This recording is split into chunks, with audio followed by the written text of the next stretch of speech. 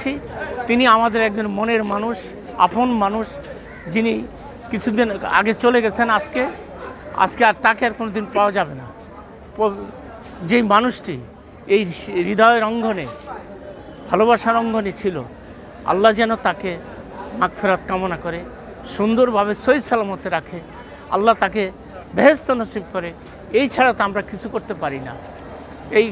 এই মানুষটি আমাদের মনে প্রাণে আত্মবিশ্বাসে জাগরণে সবসময় আমাদের পাশে ছিল এবং থাকবে।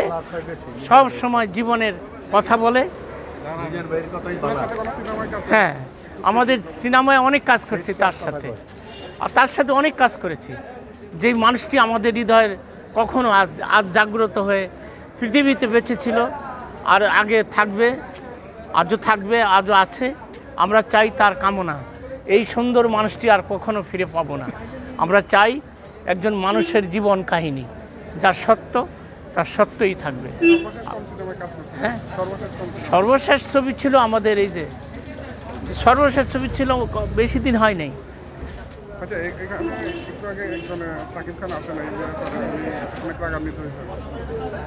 সাকিব খান সে ব্যস্ত, সে তো ইন্ডিয়াতে আছে, সে তো না, সে অনেক সময় আছে, বাইরে আছে এখন, সে তো আসে নাই। সে তার কখনো আমাদের বাংলা সিনেমায় কখনো আসছে দেখছেন? আসেন কখনো না। সে সবসময় ব্যস্ত থাকে, ব্যস্ততার মাঝেই তাদের এইভাবে চলে। হ্যাঁ, যেইভাবে আছে এইভাবে। হ্যাঁ না, খুব কি, সে তো আসে না, না আসে না। কেন?